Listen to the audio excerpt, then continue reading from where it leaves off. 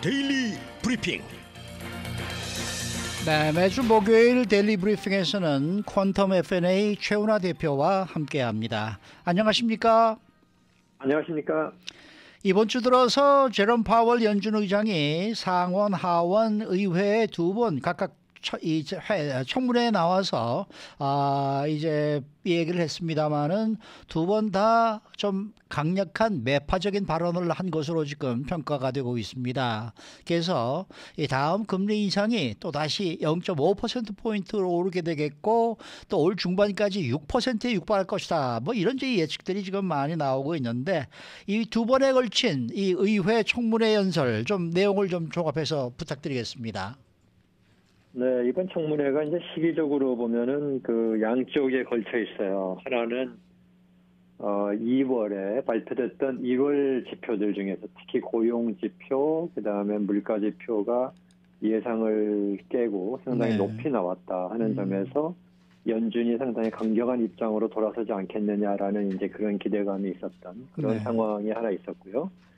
또 미래를 본다 그러면 다다음 주에 있을 연방공개시장위원회가 이제 있기 전에 quiet period라고 그러죠. 저희들이 이제 연준 위원들은 어디 가서도 발언을 못하는 그러한 그 어떤 그 기간이 있는데 그 기간에 끼어 있는 상태였었어요. 그렇기 때문에 어제와 그제 있었던 청문회가 금융계나 경제계에서는 아주 그 초미의 관심사가 됐는데 아주 예상했던 대로의 청문회였다라는 것이 이제 총평을 할 수 있습니다. 무슨 말이냐면 연준에서 볼 때는 작년 말에 조금 인플레이션이 잡히는 모습이 보이고 경제가 둔화하는 모습을 보일 때 이제 시장에서는 금융시장에서는 연준이 이제는 이제 서서히 좀 완화 단계로 가는 또는 완화 단계까지 안 가더라도 완화하겠다는 시사를 할 수 있는 그런 단계에 오지 않았냐는 얘기가 왔었고 여기에 대해서 이제 연준은 계속해서 글쎄 우리는 잘 모르겠다. 우리 생각에는 아직은 좀 성급할 것 같은데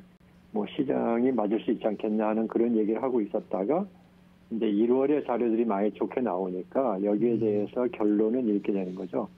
작년 11월, 12월이 뭐 날씨도 추웠고 그 다음에 10월에 너무 빨리 그 소매들을 이제 앞당겨서 디스카운트하고 뭐 팔아가지고 이러한 그 어떤 익셉셔널한 상황이 작년 11월, 12월이었지 올해 1월이 이상한 게 아니었다라는 쪽으로 이제 기울게 된 거죠. 그렇게 되다 보니까 당연히 기대하는 바는 연준의 강경 입장에 대해서 이제 더 오래 갈 것이다 또는 더 심할 것이다라는 그 기대감이 있었는데 어제 그저께 회의를 그 청문회를 통해서 이제 이러한 내용들이 나왔죠.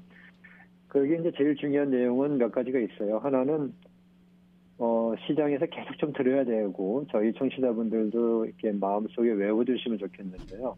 파월 의장을 중심으로 한 연준의 주요 인사들의 발언 중에 항상 나오는 얘기가 데이터 디펜던이라는 말이 계속 나와요. 우리는 데이터가 나오는 걸 보고 그때그때 판단하겠다라는 얘기를 하고 있는데 이 말씀을 깊이 새겨놓고 있으시면은 연준의 입장을 이해하시기가 쉬워요. 그 말은 뭐냐면 우리는 오늘은 이게 맞다고 생각해도 내일 다른 데이터가 나오면 생각이 바뀔 수 있다 이 얘기거든요.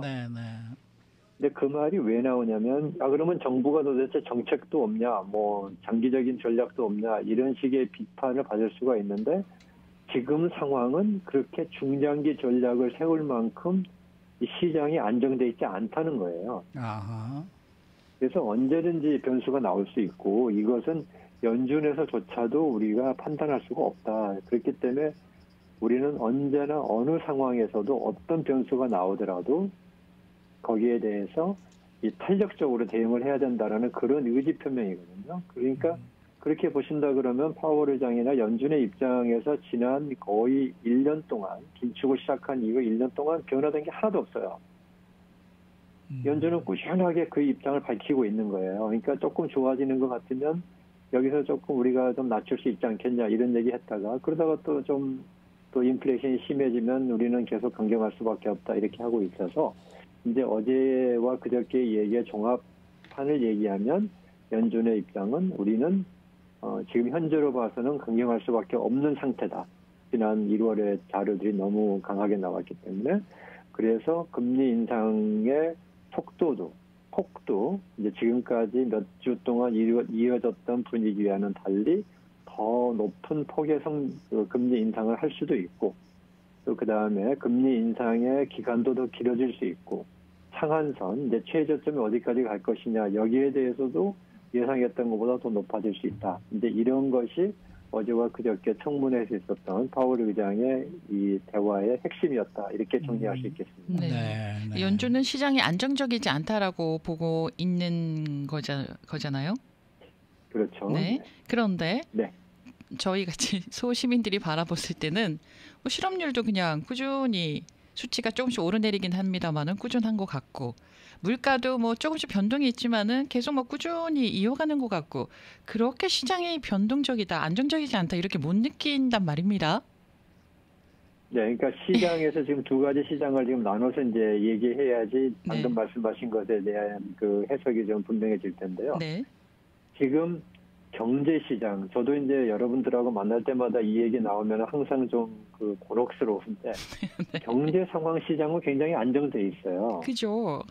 네, 실업률도 안정돼 있고, 네. 그다음에 소매 판매나 소비도 안정돼 있고, 예. 다 잘 가고 있단 말이에요. 네. 그러면 지금 파월 의장이 말하는 시장이 안정돼 있지 않다라고 불확실하다는 얘기는 뭐냐면 금융시장을 얘기하는 거예요. 아, 금융시장이요. 네. 네, 그러니까 저희가 이제 실물 시장과 이제 금융 시장을 둘로 나누는 게 이제 경제학에서 중요하게 보는 건데, 예.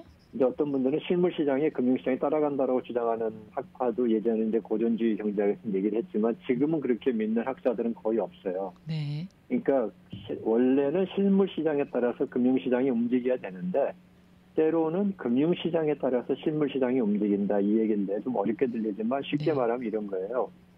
돈이 세상에 있고 없고 내가 먹고 사는데 뭐가 변화가 있냐라고 생각하면 고전주의적인 생각이에요. 예.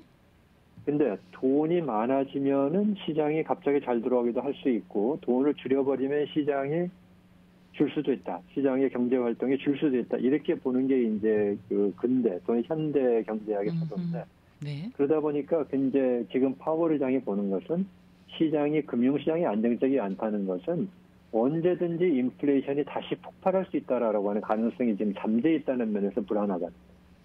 자, 그러면은요. 그러니까, 네네. 금융시장이 안정적이지 않다는 거에 대한 이해가 더 필요하겠습니다. 네, 금융시장이 안정적이지 않다는 것은 예. 지금 금리가 지금 높다고 생각들 하시잖아요. 그렇죠. 높아졌다. 예. 그렇게 하는데 금리가 높아져서 경제가 여기서 잘못하면 둔화될 것이다라고 우려들 많이 하시거든요. 예. 근데 그렇게 보는 측면이 있는가 하면은 반대로 지금 금리 가지고는 인플레이션은 못 잡을 수밖에 없다라고 예. 하는 또 그런 측면이 있어요. 음흠. 그러면 이제 어느 게 맞느냐에 대해서 지금 누구도 예측을 못한다. 이게 지금 불안한 거예요. 아, 네.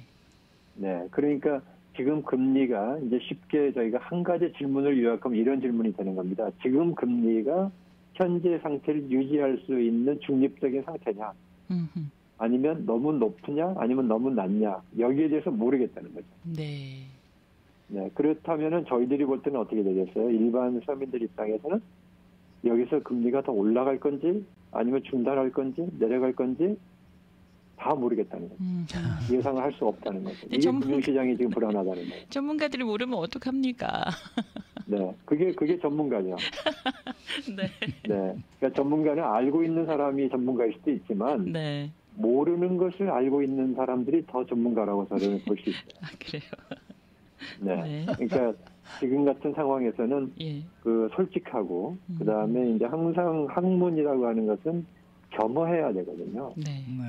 네, 저희가 알고 있는 게 절대적인 진리다라고 생각하면서부터 오류가 나오는 거고, 지금 같은 상황은 제가 우리 파월 의장을 몇 번에 걸쳐서 그 좀 이렇게 칭찬을 드린 적이 있는데, 파월 의장의 그 언어를 보면은 항상 그 본인이 실수할 수 있다, 본인이 틀릴 수 있다는 것을 전제로 얘기를 하시거든요. 네.